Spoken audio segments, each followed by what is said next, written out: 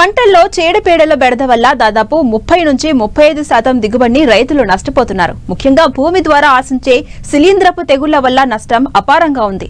ముఖ్యంగా ఎండు తెగులు, వేరుకుళ్ళు తెగుళ్ల వల్ల రైతుకు పెట్టుబడి కూడా చేతికి రాని సందర్భాలు అనేకం. వీటి నివారణకు రసాయన మందులపై ఆధారపడటం వల్ల పర్యావరణం కలుషితం అవడంతో పాటు పూర్తి స్థాయిలో నష్ట నివారణ సాధ్యపడట్లేదు. అయితే ఈ శిలీంధ్రపు తెగుళ్లను అతి తక్కువ ఖర్చుతో అరికట్టే పరిష్కారం ఇప్పుడు రైతుల ముందే ఉంది. ట్రైకోడెర్మా విరిడే పేరుతో జీవ శిలీంధ్రాన్ని శాస్త్రవేత్తలు అందుబాటులోకి తీసుకొచ్చారు. అంటే ఇక్కడ శిలీంధ్రానికి శిలీంధ్రమే విరుగుడన్నమాట. ట్రైకోడెర్మా విరిడను అభివృద్ధి చేసి పంటల్లో వాడే విధానం గురించి ఇప్పుడు తెలుసుకుందాం.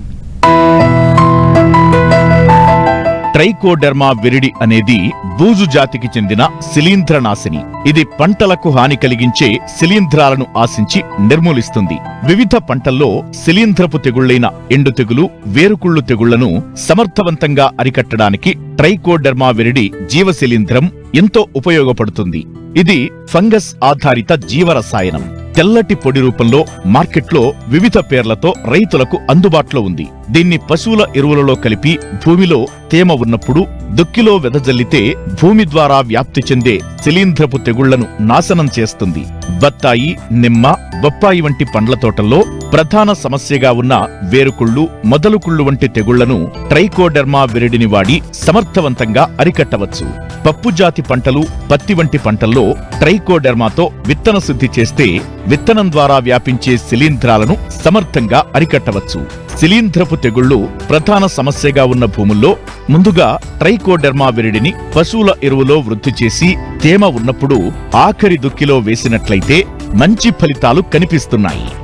మొలాసిస్ లేదా ఈస్ట్ను మాధ్యమంగా వాడి పులియబెట్టే పద్ధతి ద్వారా ఫెర్మెంటర్లో ట్రైకోడెర్మాను అభివృద్ధి చేస్తారు. రైతు స్థాయిలో ట్రైకోడెర్మా విరిడిని పశువుల ఎరువుల్లో ఎలా వృద్ధి చేయాలో తెలుసుకుందాం. 90 కిలోల బాగా చివికిన పశువుల ఎరువును తీసుకుని దీనికి 10 కిలోల వేపపిండిని కలపాలి. దీన్ని నీడ ఉన్న ఎత్తైన ప్రదేశంలో చదరంగా గుట్టగా పొయ్యాలి. దీనిపై 1 నుండి 2 కిలోల ట్రైకోడెర్మా విరిడిని పొరలు పొరలుగా చల్లాలి. దీనిపై 1 కిలో బెల్లాన్ని కలిపిన నీటిని పశువుల ఎరువుపై చల్లాలి. బెడ్ తేమగా ఉండే విధంగా నీరు చిలకరించాలి. తేమ ఆవిరి కాకుండా దీనిపై గోనె పట్టాలు కప్పి ఉంచాలి. రోజూ నీరు చిలకరిస్తుంటే 7 నుంచి 10 రోజుల్లో ట్రైకోడెర్మా శిలీంధ్రం ఎరువు మొత్తం వ్యాపిస్తుంది. గోనె పట్టాను పైకి తీసినప్పుడు పశువుల ఎరువుపైన తెల్లటి బూజు ఆక్రమించి ఉండటం గమనించవచ్చు. ఈ సమయంలో దీన్ని పొలంలో తేమ ఉన్నప్పుడు సమానంగా వెదజల్లాలి. పండ్ల తోటల్లో నీరు పెట్టిన తరువాత ఈ ట్రైకోడెర్మా విరిడి మిశ్రమాన్ని పాదు చుట్టూ సమానంగా వెదజల్లితే వేరుకుళ్ళు, మొదలుకుళ్ళును సమర్థవంతంగా అరికట్టవచ్చు.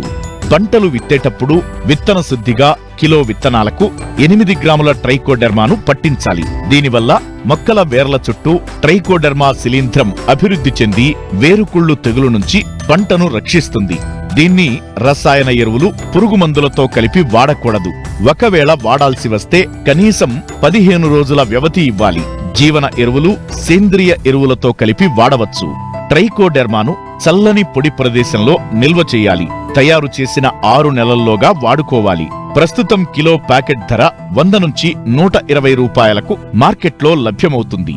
తక్కువ ఖర్చుతో శిలీంధ్రపు తెగుళ్లను నివారించగల ట్రైకోడెర్మా విరిడి శిలీంధ్రాన్ని పర్యావరణ హితంగా రైతు మిత్రునిగా చెప్పుకోవచ్చు.